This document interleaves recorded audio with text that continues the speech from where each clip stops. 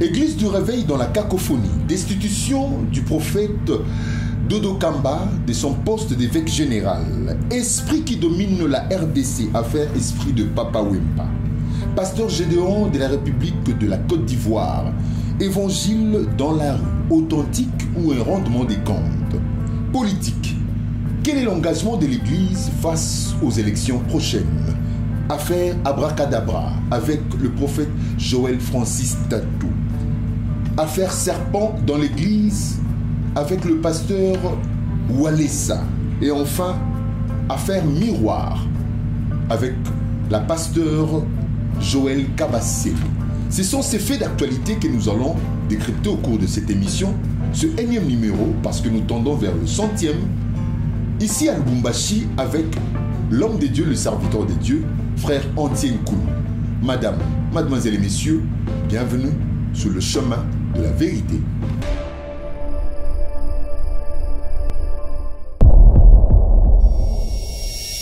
Comme d'habitude, nous vous recommandons de nous procurer toujours d'un stylo et d'un carnet pour noter tout ce qui sera dit, parce que cette émission revêt un caractère pédagogique.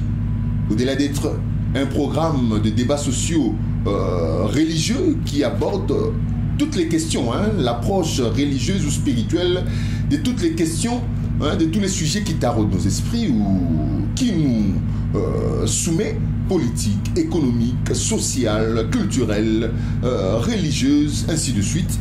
Nous avons une lecture par rapport à nos foi, par rapport à nos confessions. Nous sommes ici à Lubumbashi depuis un certain temps et nous avons encore une fois rencontré l'homme de Dieu qui est devenu un habitué de cette émission, le frère Antien Koulou, à qui nous disons bonsoir. Bonsoir. S'il faut encore une fois vous dire bienvenue dans cette émission, nous nous permettons de lui dire bienvenue et merci de répondre à notre invitation. Nous sommes ici à Lubumbashi et nous nous sommes empressés de vous rencontrer compte tenu de votre capacité à répondre, à réagir sur certaines questions.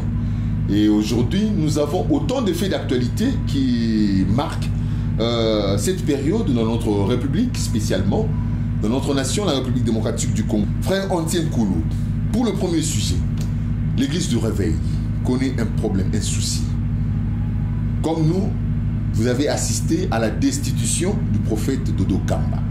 Ça aurait été une surprise si cette situation n'aurait été pas survenue. Nous l'avons connu avec le général Sonny Kafuta Rockman, le représentant légal de l'Église armée de l'Éternel, qui a été installé et puis a connu des petits soucis avec, faut qu'on se le dise, l'évêque général, qui était à l'époque l'évêque Albert Kankenza, qui est devenu l'archevêque.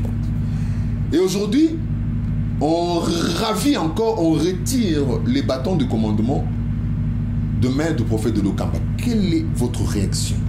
Quel a été votre sentiment quand vous avez vu ça?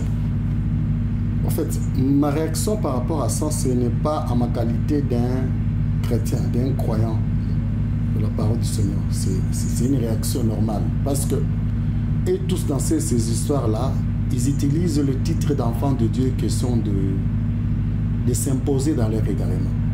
Le message n'est pas venu pour ce genre de choses. Le message n'est venu, c'est adressé à l'homme pour la transformation de l'homme. Ce n'est pas que le monde n'a pas de qualité, le monde n'a pas d'intelligence. Il faut que les chrétiens se retrouvent dans leur système pour leur donner l'intelligence ou les directives divines. C'est faux. La politique a existé avant la chrétienté et les hommes ont eu à réfléchir du bien-être de la cité, de l'organisation de la cité avant même que les chrétiens soient. Donc ne pensons pas que c'est les chrétiens qui réfléchissent qui va mener à bonne fin les élections ou la cité. Non. L'évangile concerne l'homme. Et l'homme peut se retrouver en politique. Lorsqu'il est en politique, ce n'est pas question de l'évangile parce que la politique a existé avant l'évangile. Donc, pour ma réaction par rapport à ça, je ne me sens pas trop... Ils sont libres de faire de la politique. Mais en tant que chrétien... Là, nous sommes encore au niveau de l'église du réveil, parce que c'est une question religieuse. Ils n'ont rien, ça n'a rien à voir avec l'évangile. Avec l'évangile. Avec la foi, ça n'a rien à voir. Ça n'a rien à voir. C'est une question d'administration humaine. Donc, s'ils sont là, bien, je ne dis pas qu'ils ne sont pas des chrétiens. Non, un chrétien peut se retrouver travaillant pour son pays. Il peut être des chrétiens, mais ils ne sont pas là à titre de chrétiens. Ils sont là comme des hommes qui travaillent pour la res publica. Parce qu'il faut le dire, la confession religieuse Église du Réveil a été reconnue ainsi pour permettre un lien entre le gouvernement ou l'autorité publique avec les institutions religieuses faisant partie de cette confession, de cette congrégation. L'évangile. Alors donc on peut dire que dans ça, dans cette histoire d'administration, il n'y a pas d'évangile. Il n'y a pas d'évangile. C'est une organisation, les hommes veulent se retrouver. Ça n'a rien à voir. Ils veulent se retrouver où? Non par rapport à l'intérêt spirituel. Ils veulent se retrouver par rapport aux avantages liés à la politique, liés à la société. Mais ils mettent le nom de Dieu pour que nous les croyons. Mais ceux qui sont avisés, ceux qui savent voir et attendre le message de l'évangile, ils savent que c'est une distraction. Alors, donc, si on comprend bien, c'est que il n'y a rien, il n'y a pas à s'inquiéter quant à... C'est leur histoire, c'est normal. Dans le milieu. Donc on ne peut pas lier ça à la foi ou non. Dieu est là, non. Dieu n'est même pas. C'est un arrangement humain entre les hommes. Là où Dieu n'est pas forcément un péché. Là, il faut qu'on se le dise. Parce que Dieu, c'est celui qui a appelé toutes choses à l'existence. Ça veut dire là où il n'y a pas l'évangile, n'est pas forcément un péché. La politique n'est pas forcément un péché parce que l'évangile n'est pas adressé à la politique. C'est adressé à l'homme qui peut aussi évoluer dans la politique. N'est pas forcément un péché. Ils sont là. Mais seulement, il ne faut pas utiliser le nom de Dieu pour ce genre de choses. Alors, quand on voit d'un côté, des évêques, des anciens comme ça, qui vont dans une église, parce que l'église du Réveil, font qu'on se le dise, c'est une organisation qui comporte toutes ces communautés différentes qui se sont attachées à ce mouvement charismatique. Et on voit aujourd'hui le pasteur Paul Olangui, que je salue comme ça, dont le ministère, qui n'est pas une église, les initiateurs de cette communauté l'ont toujours dit, ce n'est pas une église, c'est un ministère qui permet de renforcer les capacités des églises, qui permet de rassembler les enfants de Dieu pour leur donner encore beaucoup plus de capacités, afin d'aller évoluer dans leur communauté, qui n'a jamais été, je ne sais pas, qui n'a jamais été membre de l'église du Réveil du Congo. Et on le consacre. Et de l'autre côté, le prophète Dodo Kamba, qui fait appel à Dieu pour donner des délais, des ultimatums à ceux-là qui s'élèvent contre lui. Vous ne pensez pas que Dieu, on l'implique de force dans cette affaire? Avec tout le respect que j'ai envers ces personnalités, parce que nous sommes devant les médias, nous sommes des gens, on nous suit souvent, ils doivent avoir à nous le respect, ces personnalités. Mais s'il faut parler par rapport à la vérité, c'est de l'aventure. Dans ce genre de choses, ne mettez pas le nom de Dieu. Et Dieu ne nous a pas donné l'évangile pour faire ce genre de choses. Ça, c'est pour leur propre compte qu'ils fonctionnent et ils mettent le nom de Dieu pour intimider leurs adversaires. Il n'y a rien de Dieu là-dedans. Même moi, pour répondre à ça, ma réaction, je ne réponds pas comme un chrétien, je réponds comme un homme normal. Et qui sont dans la politique, c'est normal qu'entre eux, le plus fort gagne. Le plus fort gagne. Si c'est l'autre langue qui est arrivé à récupérer la responsabilité, c'est le plus fort qui gagne. Il y a des stratégies, il y a des coups bas. La politique a ses principes. Mais lorsque tu te mets, il ne faut pas dire non, il faut me faire les principes chrétiens. Il n'y a pas de chrétienté là-bas, il y a la politique. Si réellement Conta Pagnanodo, c'est le principe de la politique et c'est comme ça. J'admire votre franchise lorsque vous parlez de la politique. Il faut que le téléspectateur le comprenne bien. Donc cette affaire-là, c'est une affaire politique. Quand on parle de politique, donc c'est l'administration de cette organisation. Leur politique à eux de conduire les choses. Donc, alors s'il faut clore un peu ces sujets, parce que je pense qu'il y a encore quelque chose à ajouter avant de conclure. Oui, que les chrétiens ne se laissent pas distraire. Si c'était seulement pour ce monde, pour lequel nous croyons au Seigneur Jésus-Christ, ça ne valait pas la peine de croire en lui. Parce que sur la terre, dans ce monde, il y a des gens intelligents. Il y a déjà les gens intelligents, il y a des savants, il y a des ceci, il y a des cela. Mais si nous croyons en notre Seigneur Jésus-Christ, ce n'est pas pour l'organisation de ce monde. Et nous savons que cette organisation de ce monde pendant fin, peu importe l'intelligence que on peut mettre dedans, mais nous croyons à l'éternité. Nous croyons que notre Seigneur viendra nous prendre pour un royaume éternel. Et c'est sur ça que nous plaçons notre foi, pas dans ce genre d'aventure. Merci beaucoup. Je pense que le message est passé. Ce n'est pas les confessions religieuses qui ouvriront les portes des cieux ou du royaume des cieux. C'est notre foi. C'est ce qu'il faut retenir de tout ça. L'évangile s'adresse à l'homme. Voilà. Alors, nous allons parler ainsi un peu de revenir sur cette question, hein, l'esprit qui domine la RDC. Vous avez entendu parler un jour dans sa prédication, le révérend Marcelo Tounassi, qui a reçu des révélations, soi-disant, qui est l'esprit qui contrôle encore, qui domine sur la RDC, entre autres l'esprit de Papa Wemba, qui est celui de s'attacher trop à l'habillement vestimentaire, l'esprit. Quelle a été votre réaction? Parce que nous n'avons pas eu l'occasion de vous avoir pour réagir sur cette question. Alors aujourd'hui, nous avons cette occasion, l'occasion qu'on nous dit, fait le larron. Quelle est votre réaction? En fait, j'ai beaucoup de personnes... Parce que moi, je voudrais ici, non seulement vous réagissez comme étant un humain normal, un citoyen lambda, mais comme aussi quelqu'un qui confesse cette foi chrétienne. Vous croyez à la parole, en cette parole qui est prêchée par ces mêmes prédicateurs-là. En fait, le problème qui est là, c'est que beaucoup de personnes m'ont appelé pour que je réagisse. Parce que les gens commencent à me prendre moi en réaction. Non pas quelqu'un aussi qui peut apporter le message. Je vais profiter par rapport à ça pour essayer de donner la position de l'évangile. Dans l'évangile, vous deviez savoir que Dieu a déjà parlé. Tout ce que nous disons, nous le disons en conformité. Apôtre Paul dit ceci. Si une autre personne vous amène un autre évangile que celui que nous vous avons enseigné, qu'il soit anathème. Et apôtre Paul va préciser, tous les apôtres vont nous révéler qu'effectivement, l'antichrist, on ne dit pas l'antichrist est dans le monde, on dit l'antichrist est au milieu de vous. C'est pour nous dire que nous puissions faire très attention et que les gens viendront avec un autre message tout en nous disant qu'ils viennent de Dieu. Le Seigneur Jésus-Christ lui-même est en train de dire dans les derniers jours, plusieurs viendront pour me dire qu'on les a fait cesser, on a fait cesser à ton nom, on a fait cela à ton nom.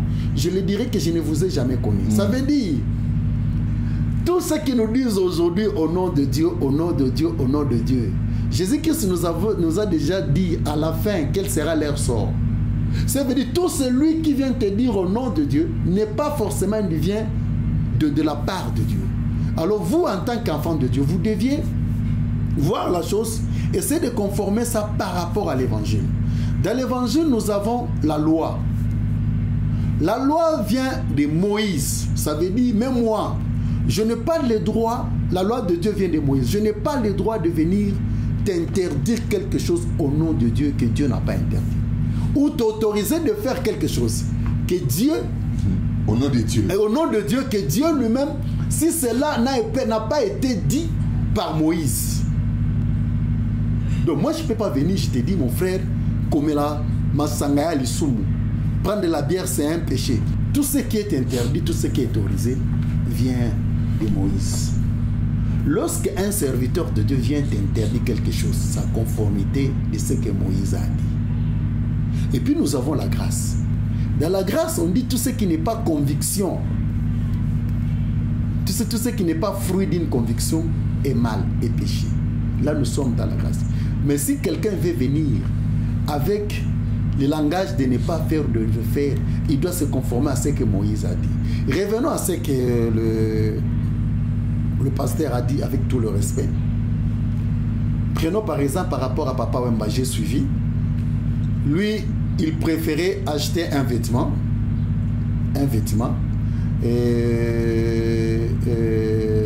de 3 000 $ ou qui pouvait l'aider à acheter la maison.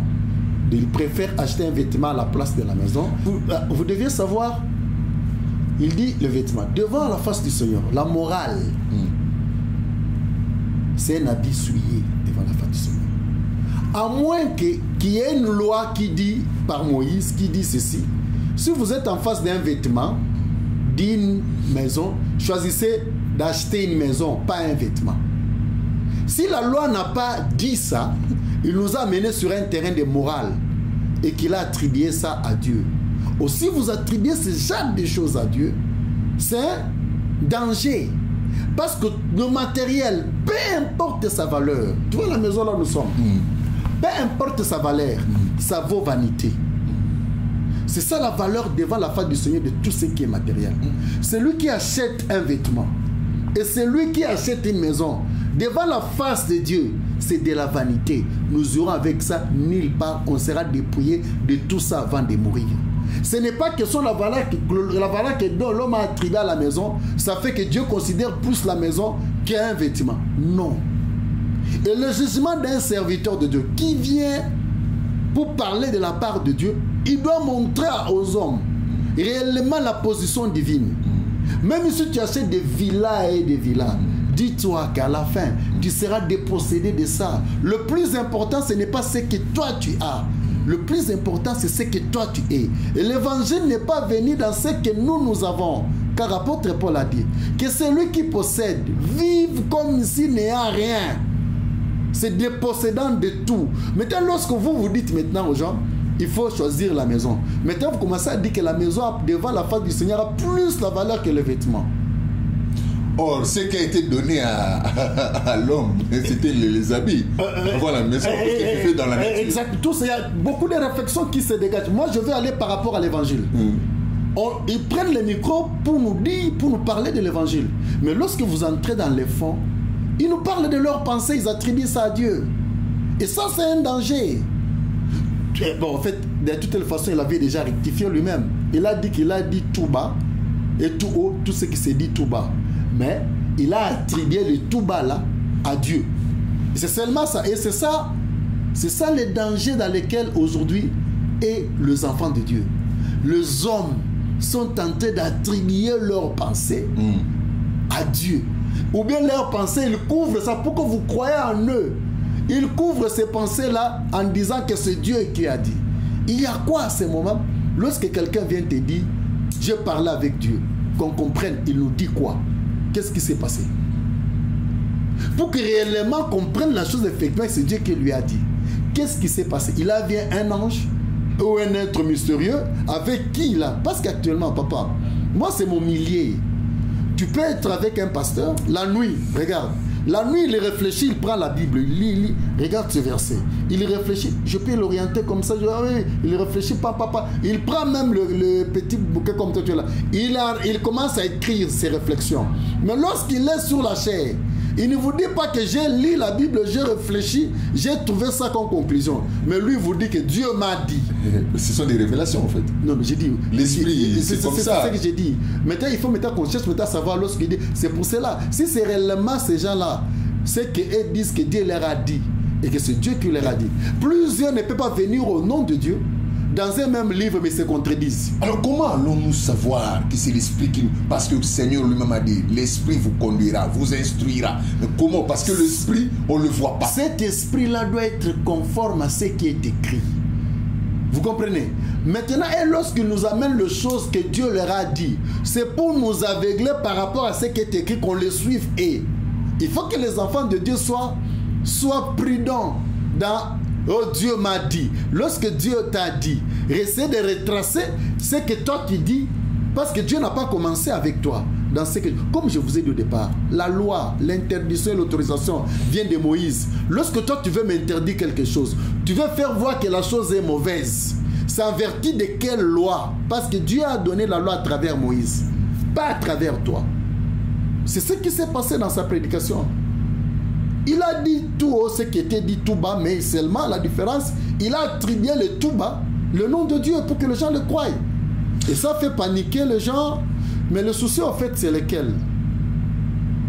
Vous connaissez dans quelles conditions Papa Wemba est mort?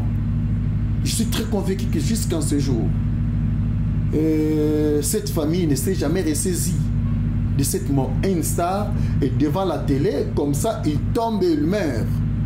Et tu viens, lorsqu'on lui dit de demander pardon, lui porte la casquette du pasteur, il refuse, mais il ne sait pas où est-ce qu'il a amené cette famille. Cette insensibilité-là au nom de Dieu, on fait de Dieu un méchant, on fait de Dieu un inconscient. Est-ce que ces gens-là, le jour où vous allez leur parler de Dieu, vont-ils croire? Parce que vous les avez enfoncés dans une douleur inutilement. Et vous avez associé à ça le nom de Dieu faussement. Dieu ne parle pas comme ça à ce qui concerne le matériel. Tout ce qui est matériel est vanité devant Dieu. Même si l'homme attribue à ça une valeur supérieure. Tous, même ce qui est, c'est à quoi on a attribué une valeur inférieure. Tout est vanité devant Dieu. Tu peux t'inventer parce que j'ai une très belle maison, j'ai une très belle de très beaux vêtements, comme je me suis habillé comme ça, c'est une vanité. Juste après l'émission, peut-être je vais me dépouiller de ça. C'est une vanité. Tu peux avoir un meilleur lit au monde, plus cher, mais vous deviez savoir, vous exploitez ce lit-là lorsque vous êtes inconscient. Lorsque vous vous réveillez seulement, vous êtes obligé de quitter le lit. Donc tout ce qui est matériel est vanité. Et Dieu ne peut jamais s'exprimer comme ça en faveur d'un matériel. Voilà. Donc c'est la plus grande leçon qu'on peut retenir. Oui. Donc il n'y a rien à se taper, à se déranger la tête. Tout est vanité. Tout est vanité. Nous sommes là pour l'esprit. Et c'est ça le langage de l'évangile. Voilà. Alors nous allons passer au troisième sujet. Il s'agit du pasteur Gédéon de la Côte d'Ivoire, l'évangile dans la rue. Oui.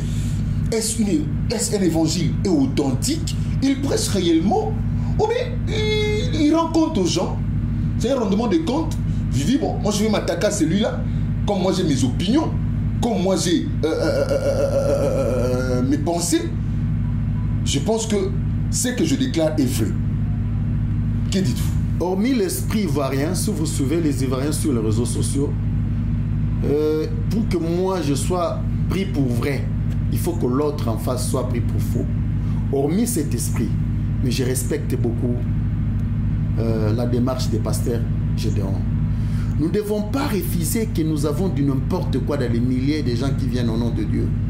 Nous avons du n'importe quoi.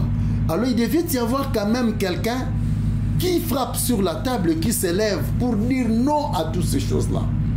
Effectivement, notre premier rencontre avec vous, on avait parlé sur l'église.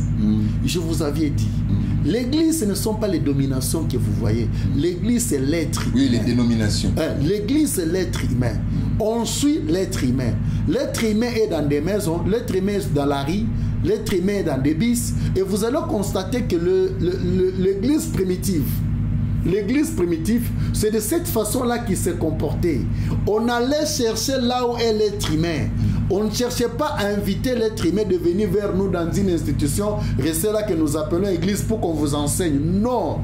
Ayant le zèle du message qu'on a reçu au Seigneur, on allait vers l'homme et on essayait de lui apprendre. L'homme qui est dans la rue, l'homme qui est dans la maison. C'est comme ça que vous verrez jusqu'en ce jour. Personne ne peut retracer ce qu'ils appellent aujourd'hui dans la Bible. Les apôtres ne se sont pas comportés comme les gens se comportent aujourd'hui en érigeant des maisons, en érigeant des temples pour dire que ça c'est ce qu'on appelle église. Ils ne se sont pas comportés comme ça. Ils sont allés vers l'être. C'est que l'autre Gédéon, avec tout le respect, le pasteur de Gédéon fait, c'est ce qui est authentique. Là, je vous confirme. Et en plus, avec toutes ces prédications, oui, il se déplace. De polygamie. Il se déplace en appelant les hommes à être maîtres, alors qu'aujourd'hui nous parlons d'égalité. Et surtout qu'avec ces notions de genre qui arrivent, il faudrait que l'homme se considère. L'évangile, le message qui nous a été donné, qu'on nous appelait l'évangile, n'est pas venu s'adapter avec le mœurs du monde. Il n'est pas venu aussi changer le monde. Non. Nous sommes venus chercher l'homme. Et cet homme-là doit s'adapter à cet évangile. Que le monde continue avec ses philosophies d'égalité, de ceci. Si ce n'est pas conforme à ce qui est dit dans l'évangile, il a son droit d'écrire. D'ailleurs, il est dans la rue. Pourquoi? Parce qu'il appelle tout le monde qui est contre ce que lui dit, qu'ils viennent le croiser dans la rue, qu'ils échangent. Il a affronté presque toutes les tendances par rapport au sujet qu'il développe. Je n'entre pas en détail ou approfondi par rapport au sujet. J'essaie d'approuver son attitude. Aujourd'hui, tout ce que vous appelez les pasteurs, lorsqu'ils veulent voyager, c'est avec leurs femmes. Mais Jésus-Christ, lorsqu'il s'est déplacé, derrière lui, c'était ses disciples. Il voyageait avec ses disciples. Apôtre Paul, apôtre Pierre, c'est avec ses disciples. Ce gars, lorsque vous le voyez, aller dans les rues. Y a-t-il du mal d'avoir une épouse qui vous soutient dans votre ministère et qui vous accompagne partout où vous allez? Non. Je suis en train de parler par rapport à l'esprit. Vous m'avez parlé que je parle de ce que lui, Gédéon fait. Derrière lui, ce sont les disciples. Il se déplace de ville en ville avec les disciples. vous ne verrez pas les traces où il veut d'abord scanner. Regarde, il veut mettre en vente sa femme ou ceci, cela. Il est en train de mettre les disciples qui ont crié à ses messages. Partout, il ramasse les disciples. Il fait route avec eux pour aller apporter l'évangile. Ça, c'est l'attitude biblique. L'attitude biblique, ce n'est pas inviter les gens, venez chez nous, nous avons la veille de prière, hein, le 31 décembre, ou ceci ou cela. Ça, ce sont des habitudes de païens. Ce sont des habitudes. Jésus-Christ a dit ceci. Dans les derniers jours, on vous dira qu'il est ici, qu'il est là-bas. N'y allez pas. Nous sommes dans les systèmes de programmes aujourd'hui. Il y a une institution qui a établi les programmes et nous devons aller nous adapter à ces programmes-là. Et la plupart des cas, ce n'est pas les besoins d'écouter la parole de Dieu, mais c'est le besoin de répondre au programme. Et une fois qu'il arrive au programme, lorsqu'il sort, qu'est-ce qu'on a dit? Il n'a rien retenu. Mais pour lui, il est consolé parce qu'il a répondu au programme. Il est temps qu'on puisse révolutionner les choses. Il est temps qu'on change de choses. Moi, je trouve que l'attitude de Gédéon, réellement, c'est ça ce qu'on peut appeler les réveils. Et ce monsieur est en train d'apporter quelque chose de très positif. Ce qu'il dit est vrai ou faux? Non. L'attitude est respectable, l'attitude est biblique. Et nous devons soutenir ce monsieur. Et c'est plus important. Merci beaucoup, nous avons compris. Frère Entier, nous parlons maintenant de la politique. Dans le prochain jour, nous allons participer tous, tous citoyens congolais, aux élections. Tous les niveaux, présidentiel, législatif, au niveau provincial, au niveau aussi communal, dans les différentes communes qui composent notre pays. Et l'Église est là. L'Église comme étant une communauté, un mouvement aussi social, comme on le dit, elle est considérée comme une société civile. Alors nous avons dans nos communautés des prédicateurs. Qui doit être la place, le comportement, l'attitude, l'engagement de l'Église face à cet enjeu, à cette situation qui se présente d'ici là devant elle? Rendez à César ce qui est à César et rendez à Dieu ce qui est à Dieu. César va organiser les élections, essayer de répondre à ses droits ou à ses devoirs. C'est simple. L'Église, son rôle, c'est de se préparer à la rencontre de son époux. Et le message que je peux donner est très court, de la même façon que le Seigneur Jésus-Christ avait donné. Rendez à César ce qui est à César. Il n'y a pas d'orientation. Le choix que le peuple doit faire, ça ne doit pas venir de l'Église. Mais on dit que tout pouvoir vient de Dieu. L'Église en est accaparée pour dire que l'Église contrôle Dieu. Vous savez que c'est l'Église qui se déclare, donc c'est lui qui possède Dieu. C'est lui qui contrôle Dieu, c'est lui qui enseigne Dieu. Alors tout pouvoir vient de Dieu. Alors, comme on doit élire ceux qui doivent nous diriger, et l'Église en elle comprend presque toute la population, parce qu'au Congo, on ne peut pas parler de l'athéisme. Tout confesse la foi, d'une certaine manière. On peut être musulman, bouddhiste, chrétien, je ne sais pas quoi. Donc, quand je parle de l'Église, je vois tous ces mouvements aussi religieux.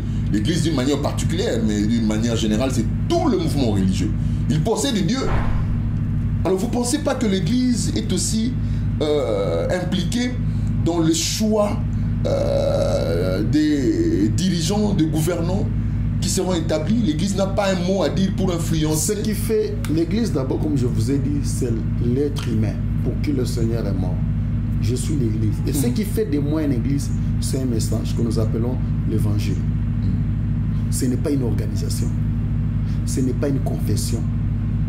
Lorsque vous me réfléchissez comme Église, enlève-moi les organisations, enlève-moi tout ce que vous appelez Église, les synagogues, enlève-moi ça. L'Église, c'est moi. Et moi, je sais que je dois rendre à César ce qui est à César et je dois rendre à Dieu ce qui est à Dieu. Par rapport à l'Évangile, on ne m'a pas dit, je suis là et je dois commencer à réfléchir. Je viens avec l'Évangile au nom de Dieu commencer à faire réfléchir les gens sur le choix des personnes qu'ils doivent faire. Non, il y a des organisations qui sont là, qui sont faites pour ça. Je ne dois pas leur prendre leur rôle.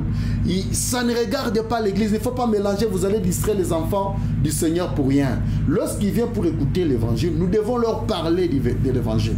Pas de parler de l'organisation des élections. Il y a des institutions, il y a des organisations qui sont appelées à faire ça et ne prenons pas leur place. Mais permettez-moi même de vous dire, de vous informer qu'il y a même un mouvement dit apostolique du Congo, un apôtre qui déclare qu'ils ont déjà leur candidat et qu'ils vont tous s'aligner derrière ces candidats présidentiels. Ils vont les soutenir. Pour ceux qui sont des candidats à tous les niveaux, bon, ils vont voir et ils vont donner des recommandations. Je me suis dit, mais finalement, oh, c'est la volonté de Dieu. Nous n'avons qu'un seul roi dans notre... Moi, je ne suis pas dans un pays sur le plan spirituel. Nous sommes dans un royaume et nous n'avons qu'un seul roi, qui est le Christ. Un homme de sacrificateur. Exactement. Et puis nous laissons les histoires du pays, qui n'est pas forcément diabolique parce que ce n'est pas évangélique. Non. C'est divin que la société soit organisée. Alors rendez à César ce qui est à César. Laissez les gens, les organismes internationaux, les organisations, tout ce qui est tout autour, de sensibiliser les gens vers le meilleur choix. J'encourage ça, mais ne fais pas de ça une orientation de l'évangile. Ça, en tant que croyant, vous aussi, comment, pour aussi stimuler un peu, comme ce sera comme un conseil, comment vous allez opérer votre choix? Sur base de quel principe, sur base de quelle règle, vous-même individuellement, en tant que croyant, vous allez opérer votre choix sur tel, sur tel, sur tel? Je ne mérite pas à ma qualité d'un croyant essayer d'influencer, parce que si je donne mon choix, non, je ne dis pas que vous présentez votre choix, mais comment vous allez opérer ce choix-là? Vous allez vous baser sur quoi? Bon, je suis chrétien, comme je vois... Ce n'est pas parce que je suis chrétien. Je suis un intellectuel ici, je suis un licencié en droit, et je pense que je vais mener mes réflexions d'une manière objective. Il y a d'abord un candidat qui est là, qui a travaillé pendant 5 ans. Je vais analyser pour voir si effectivement, là, pas en tant que chrétien, si réellement il mérite qu'on puisse lui donner un second mandat par rapport à ce qu'il a fait. Et puis je vais voir les opposants qui sont en face de lui. Si même si le président n'a pas mieux fait, et que si nous les changeons aujourd'hui, ce sera celui qui va les remplacer fera mieux. Toutes ces questions-là que j'aurai à me poser, et puis de là, je vais dégager mon choix. Et mon choix sera... D'ailleurs, je mets déjà ces réflexions. J'ai déjà le germe de mon choix. Voilà. Alors, en conclusion, qu'est-ce qu'on peut retenir de l'engagement de l'Église face à ces échéances électorales? Il s'agit de César. Rendez à César ce qui est à César et à Dieu ce qui est à Dieu. Ne confondons pas les choses. Nous avançons. Que personne ne vient vous dire qu'il est le candidat de Dieu. Vraiment. Que personne ne vient vous dire que Dieu lui a dit que c'est celui. Non. Ce sont des choses de César. Essayez de réfléchir comme César vous le demande. Essayez de faire un meilleur choix par rapport à ça. En Koulou, nous tendons petit à petit vers la fin. Nous sommes à l'avant-dernier point. À faire abracadabra. À l'église, ils disent des choses abracadabra. J'étais surpris, c'est vous d'ailleurs qui m'avez envoyé ce lien-là. Je me suis dit, qu'est-ce qui se passe? Qu'est-ce qui se passe? En fait, c'est quoi les spectacles? Que pouvez-vous nous dire? En fait, le problème, c'est lequel? Nous, on pense que est dans le faux celui qui raisonne mal. Quelqu'un peut bien raisonner pour être dans le faux. Maintenant, nous avons des prédicateurs qui sont forts en réflexion. Ils vous mènent une réflexion au final, ils vous épatent par rapport à leur façon de réfléchir pour qu'ils vous orientent à quelque chose qui en réalité est faux. La chose est fausse. Vous comprenez? C'est ça le souci qu'a l'Église aujourd'hui. Nous avons des influenceurs qui réfléchissent en détail sur un sujet. Et lorsqu'ils viennent vous donner leurs réflexions, des réflexions bien finies, des réflexions bien travaillées, ils vous impressionnent. Fignolées. Exactement. Et qu'à la fin, c'est pour être faux. Je respecte la façon de réfléchir des jeunes garçons qui vous réfléchissent. Mais c'est celui qui a commencé par des porte-monnaies magiques. Bon, n'appelons pas ça porte-monnaie magique. Donc il est tenté de prêcher au nom du Saint-Esprit. Dans votre porte-monnaie, vous aviez de l'argent. À Etherman, vous avez de l'argent. Heureusement que ces choses, ce n'est pas lui qui est le premier à nous annoncer ça. Mais il ne nous a jamais dit qu'il le faisait par abracadabra, il le faisait par le Saint-Esprit. Comme l'État, c'est notre enseignant. Après ça, c'est lui qui vous faisait apparaître l'argent dans vos porte-monnaies d'une manière mystique ou d'une manière Saint-Esprit. Après quelques temps, il vient au milieu de vous, il vous dit abracadabra. Il dit, dis à ton frère abracadabra. Et puis, en conclusion, il dit Amen. Peu importe l'enseignement ou la réflexion qu'il peut mener par la suite, parce qu'ils sont spécialistes en ça, la pratique nous dit déjà qui il est. Parce que cette pratique, c'est ça même le fruit qu'on a récolté sur lui. Les gens qui le suivent parce qu'il réfléchit bien, parce qu'il s'habille bien, parce qu'il vous dit, il est celui qui a plus de vie, plus que tous les prédicateurs ici. Il est celui qui voyage beaucoup. Et parce que les gens sont séduits par ça, par des vanités. Mais ce que le gars a fait, et que nous qui croyons à l'évangile, nous devons nous lever, dire à tout le monde que vous êtes en face d'un faux. Et n'entendez pas qu'il vous dira qu'il est un faux. Il amènera des réflexions. C'est un gars qui est un faux. Et moi maintenant ici, je passe, je fais maintenant ma prière. Cet évangile est venu par de pères. Au nom de ces pères-là, je dis à notre Seigneur de dévoiler maintenant tout celui qui vient en son nom, tout un état faux, qui soit dévoilé et qui soit mis en spectacle. Vous avez dit que dans les derniers jours, Seigneur, ta parole, qu'il y aura des scandales. Mais malheur par qui ce scandale arrivera. Et ces gens produisent des scandales en ton nom. Seigneur, comme tu as promis les malheurs, nous qui sommes là, qui croyons à ta parole, fasse que ces malheurs puissent les atteindre et que nous puissions glorifier ton nom en révélant qu'ils sont dans les faux. Ça, c'est votre prière, là. Ça, c'est ma prière. Parce que là, on nous montre, nous, le doigt. Là, on nous incite. Ça, c'est une insulte. C'est trop sévère, là. Oui, là, c'est une insulte. On s'est fâché. Non, c'est une insulte. J'accepte qu'ils fassent ces choses, mais qu'ils ne mettent pas le nom de Dieu dedans. Qu'ils ne mettent pas l'évangile dedans. Ça, c'est une insulte. On nous incite en face comme ça, que votre évangile, c'est de la abracadabra. Et, regarde, et puis, nous l'acclamons, il fait passer ça. C'est de l'insulte. À quelque chose qui est saint, c'est de l'insulte. On peut aller jusqu'à dire que c'est du blasphème. Blasphème. Abomination. Abomination.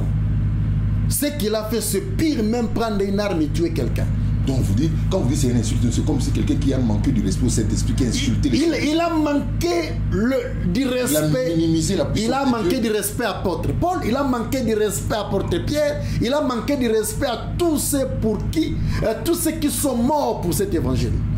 Il les a manqué du respect en public. Il a craché sur leurs efforts, sur leurs sacrifices. Il a craché sur eux au nom de Dieu. Il est temps qu'il les raconte maintenant les personnes qui lui disent la vérité en face.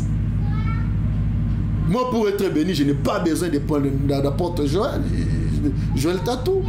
Pour être celui que je suis, je ne l'ai jamais rencontré si c'est ma voix, donc je n'ai pas peur de lui.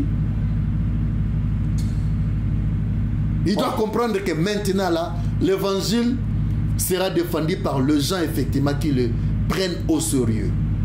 Quand vous dites ça comme ça, là, c'est de vous-même ou bien c'est le Saint-Esprit qui vous inspire, qui vous pousse, c'est la colère sainte, comme on le dit? Appelez ça comme vous voulez. Je suis blessé au fond de moi. Toute ma vie, celui que je suis aujourd'hui, je suis le fruit de l'évangile. Je suis le fruit de ça. Et j'ai été à Kinshasa, ceux qui me connaissent. J'ai grandi en ça. Et lorsque quelqu'un se permet maintenant là, lorsque les gens se permettent maintenant là, de venir de faire ces choses-là, au nom de Dieu, ça devient de l'insulte, de l'abomination. Il faut qu'ils sachent qu'on le voit.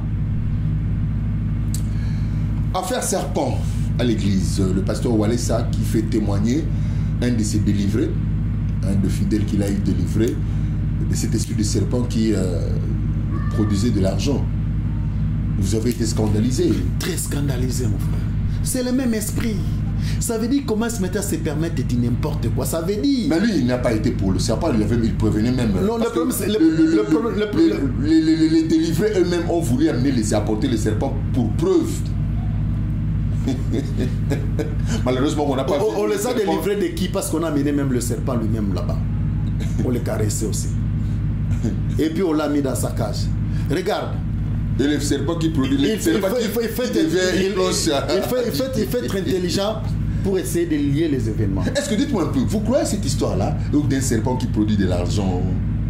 Et ces billets-là sont numérotés comment? Je ne suis pas dans ce genre de pratique. Vrai ou faux. Et je n'ai même pas besoin d'être dans ce genre de pratique pour m'identifier. Non, non. Parce que ce que j'aurais dit avoir dans ma vie, avec ma foi en Dieu, dans l'évangile, je l'ai eu. Donc on ne peut pas m'impressionner avec ce genre de choses. Il sait à qui s'adresser. Regarde, lier les événements. Ce médecin vient de faire le martyr. On dit qu'il a fait le plein. Il y a une façon de dire merci à celui qui l'a soutenu pour faire ce plein-là. Mais il vient sous forme de témoignages. Mais en réalité, ce n'est pas un témoignage. Atteindre ce gars-là lorsqu'il est tenté de parler, plein d'orgueil et d'arrogance, c'est pour lui qu'il est tenté de confirmer que ce sont des choses que moi je faisais. Il dit qu'il y a même des serviteurs de Dieu qui venaient, et les serviteurs de Dieu qu'il est tenté de citer là. Qu'est-ce qui nous dit que Wallet, ce n'est pas dedans? Dis-moi, regarde. Qu'on nous donne seulement une seule fois dans l'évangile où on a délivré quelqu'un, on récupère même les objets. Parce qu'on brûlait ces histoires-là. Mais vous récupérez les objets devant la chair, on commence à présenter ça. Un serpent vivant, même pas tué. Un serpent vivant. Et d'ailleurs, lui-même a senti que les gens étaient en danger. Et il a peur de ce serpent-là. Qui prétend qu'on l'a maîtrisé. Vous comprenez? Comprend les gens pour des imbéciles. Regarde, je dis toujours aux gens, c'est par les fruits que vous les connaîtrez. Et ce genre de fruits ne trompe pas que ces gars, ils sont dans des pratiques, dans des magies. Ils sont en train de détruire. Moi, c'est que moi, je vais demander. Il y a des aldites qui sont là. C'est en âme et conscience qu'ils vont. C'est que vous deviez savoir ceci. Pitié aux enfants. Imagine-toi que tu as ton enfant qui a 5 ans.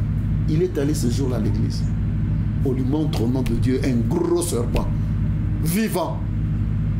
Imaginez-vous par erreur que ce serpent les avait échappés. Mon frère. Et puis tout ça, on le fait ça au nom de qui? Au nom de Dieu, au nom de l'évangile. Ce sont des insultes. On nous insulte. Il est temps qu'on leur dise, vous êtes des faux.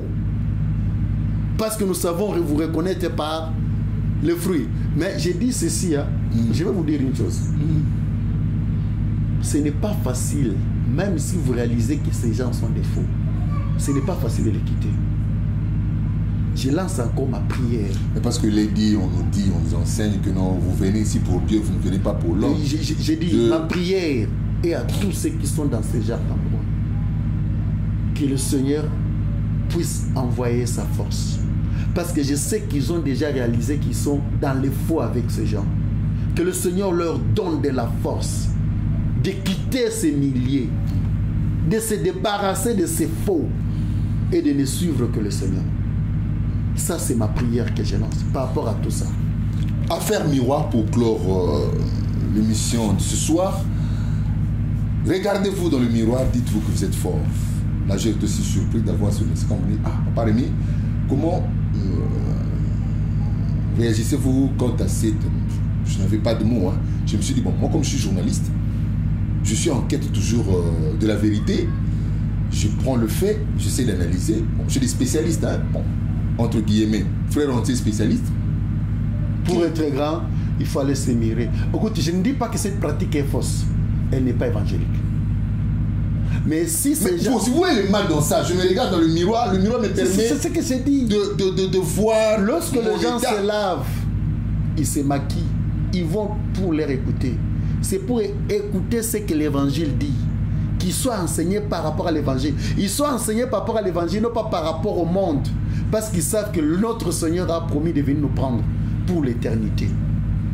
Mais lorsqu'on vient ici, on dit aux gens, regardez-vous au miroir, au nom de l'évangile. Et dites-vous que vous êtes grand. Et nous connaissons ces pratiques-là. Ce n'est pas elle qui a la première à demander aux gens ça. Ça est dans des sciences occultes, ça est dans ceci. Mais quel est le souci, c'est lesquels? On dit que les sciences occultes ont volé. Ils sont volés. Maintenant, s'ils ont volé, maintenant qu'elle nous donne une référence biblique où on est en train. Parce qu'à l'époque, il y avait aussi des miroirs. Et qu'elle nous dise. On servait aussi des miroirs. Juste, on dit ceci. Qu'elle nous montre où l'un des apôtres, ou les apôtres, qui ont indiqué aux enfants, lorsque vous voulez faire une déclaration, ou lorsque vous voulez entrer en contact avec votre Dieu, référez-vous à votre miroir et faites des déclarations. Ce sont des pratiques des sciences occultes. Qu'on attribue ça à Dieu. Et on lui donne les raisons, vous savez pourquoi? Parce qu'il mène une réflexion. La réflexion, nous entendons que quelqu'un réfléchisse mal pour qu'il soit un faux. Ils donnent toujours des réflexions, papa. C'est par leurs fruits, ce qu'il a dit ici. Où est-ce que je vais retracer ça par rapport à la Bible? Bon, ils sont aussi des motivateurs. Ils sont là pour fortifier. Quand on dit fortifier, la parole de Dieu aussi le dit. Vous êtes croyants, fortifiez-vous, instruisez-vous, éduquez-vous, que les faibles se disent forts, que les forts soutiennent les faibles, et puis on avance. Ce n'est pas ce que le monde manquait pour qu'on nous envoie le Fils de Dieu qui vient nous donner l'évangile. Si le monde manquait des gens pour nous motiver, les motivateurs, les influenceurs, le coach personnel et tout ce monde-là. Peut-être, si le monde manquait, ce n'est pas pour ces manques-là que Dieu allait nous envoyer son Fils. Il y avait toujours dans le monde. Il y avait des pharisiens, il y avait des Sidicéens, il y avait des Zolotes, il y avait des Hérodiens, il y avait tout ce monde. Nous avons connu des Socrates et tout ce monde qui ont réfléchi de manière étonnante. Ce n'est pas ce qui manquait, c'est ce qui manquait à l'humanité pour que le Fils de l'homme. Le Fils de l'homme n'est pas venu pour qu'on soit motivé, qu'on soit influencé, qu'on nous amène dans des réflexions. Tout ce que nous sommes censés croire est écrit. On n'a pas besoin des interprétations, on a besoin d'attendre ce qui est écrit. Mais ces gens nous amènent des réflexions qui nous éloignent très loin de ce qui est écrit. C'est en ça que nous demandons aux gens, ne les suivez plus. Ces gens commencent à exagérer. Là, il y a quelque chose qui me remonte là à la tête, là, à l'esprit. Et quand on demandait à Pierre, que devons-nous faire? Pierre a dit, je crois l'apôtre Pierre, crois au Seigneur Jésus-Christ, tu seras sauvé, toi et toute ta famille. Ce n'était pas d'aller voir, regarde dans le miroir, dis-toi que je suis fort, je suis enfant de Dieu. Pour devenir fort. Il faut s'habiller ceci pour être enfant de Dieu. Il faut posséder les choses. C'est pour avoir la force. Ce n'est pas question d'avoir le Saint-Esprit, c'est d'aller sur le miroir et tu te déclares fort. C'est du n'importe quoi. Et ces gens-là, c'est parce que vous prétendez leur respecter qu'ils se permettent ça. Il faut maintenant qu'on leur montre du doigt. Ça, c'est pas. Ce n'est pas. Oui, c'est vrai. Ce n'est pas assez du dehors de juger parce que toi aussi tu es du dedans, mais ce n'est pas aussi ce coup de gueule ici, ce n'est pas aussi quelqu'un m'a dit non frère on a raté je le dis à Lingala pour éviter un peu frère on a raté au comme Moussa Nzambe le quoi il y a une chanson en tête et on a moni à s'attaquer na Batouana qui appelle-t-il Moussa Nzambe, tu vois, il est dans les organisations, il est dans les institutions. Si moi aujourd'hui je me dis vous connaissez, j'ai une société, non? Combien de personnes? Il suffit que moi je dise, je prends les tam-tam, pam, même le membre de ma société viendront, ils seront mes adeptes. Donc pour lui, c'est ça être un serviteur de Dieu. Je te dis, mon frère, que je suis un serviteur de Dieu. Je ne suis pas un serviteur de Dieu en servant des dominations ou certifiant mon appartenance à une organisation. Je suis un serviteur de Dieu conformément à sa parole, à sa volonté, et j'essaie d'appliquer sa volonté. C'est ça être un serviteur de Dieu. Être un serviteur de Dieu, ce n'est pas traduire qu'on appartient à une organisation si c'est comment, non. Et c'est ce d'ailleurs qui est tenté de tuer et de dévier les enfants de Dieu par rapport à la volonté de Dieu. Voilà, frère Antien Koulou, nous sommes arrivés à la fin de cette émission spéciale décryptage. Et qu'est-ce qu'on peut retenir comme mot de revoir pour aujourd'hui? Parce que vous êtes devenus comme la plupart de nos téléspectateurs, vous admirent, c'est vrai, ce n'est pas que vous avez le monopole de la vérité, Mais vous avez quand même quelque chose de particulier que vous apportez pour l'édification de l'Église qui est l'homme que le Seigneur a sauvé. L'homme, femme ou homme sauvé. Alors, qu'est-ce qu'on peut retenir pour aujourd'hui? Je ne prétends pas avoir le monopole de la vérité parce que la vérité, elle est même écrite dans la Bible. Tout le monde peut y accéder. En fait, ce que je vais dire seulement à ceux qui nous suivent, l'Antichrist est là. Ce n'est même pas moi qui l'ai dit. C'est écrit dans la Bible. On ne nous dit pas qu'il est ailleurs. Il est au milieu de nous. Apôtre Paul précise qu'ils étaient parmi nous, mais ils n'étaient pas des nôtres. Puisqu'ils nous ont quittés, cela certifie pourquoi ils ne sont pas des nôtres, ils étaient dans le faux. S'ils n'étaient pas dans le faux, ils seraient restés avec nous. Ça veut dire, c'est dans votre milieu là. Les gens qui sont dans le faux, ils sont avec vous. Et Jésus-Christ est tenté de confirmer la chose. Il dit, c'est que lui va rejeter. Ce sont ceux qui vont venir en son nom. Que nous avons fait ceci, nous avons fait cela. Regarde là où tu es. Les gens font des choses au nom de Dieu. Mais tu dois certifier ces choses. Mon frère, tu passes tout ton temps. Tu passes toute ta vie. Et qu'à la fin de tes jours sur la terre, Dieu vient te révéler que tu étais dans le faux. Parce que tu as suivi un homme. Papa, tu ne dois ta vie spirituelle à personne. Tu ne dois ta vie spirituelle qu'à toi et face à ton Seigneur. Ne suivez pas tous ces gens-là qui vous amènent maintenant des pratiques de la sorcellerie au nom de Dieu. De la chrétienté, il y a tout. Magie, sorcellerie, tout ça. On vous les amène, il suffit qu'on mette le nom de Dieu dedans. C'est fini, vous adonnez. C'est votre spiritualité, ressaisissez-vous. Le mauvais, le méchant, l'antichrist est au milieu de vous. Ressaisissez-vous, s'il vous plaît. Ressaisissez-vous. Merci. Merci beaucoup, frère Antien Koulou. Ressaisissons-nous, chers téléspectateurs. Soyons prudents, ayons le regard d'aigle. Soyons même attentifs et vigilants comme le serpent. Donc, tel côté, tel à gauche, tel à droite, si ça ne marche pas, sortez du milieu d'eux. Merci beaucoup à toute la famille Koulou, maman bébé, maman Myrna, maman Tantine, tous les enfants, M3, 3MT, pardon, je voulais dire M3+. Merci M3+ pour le matériel que vous nous avez mis à notre disposition pour la production de cette émission.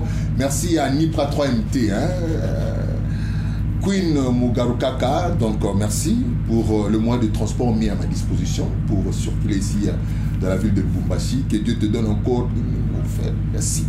Vraiment, tu m'as pris au rang de serviteur de Dieu. Merci d'être considéré ainsi. Donc, je dois quand même témoigner cette gratitude. Merci beaucoup à papa Antien Koulou. Ça, c'est spécialement Antien Koulou, qui nous met dans les bonnes conditions. Notre séjour ici à Lubumbashi, vraiment, il nous a sécurisé. Merci beaucoup à mon grand frère Maré Kalombo Langoy Tenke Funguru, mais merci beaucoup. On a bien, on lit bien, on met la paix bien. Donc Nzamba Pambola, c'est mon grand frère. Merci beaucoup. Merci beaucoup aussi à Martin Mwambamou Kendi. On l'appelle Tino Scorsese. Merci beaucoup, grand frère, pour cet accompagnement, pour votre soutien. Merci beaucoup aussi au docteur Alex Kassanda. Maman Tété et Kassanda, vraiment ce couple merveilleux, merci beaucoup.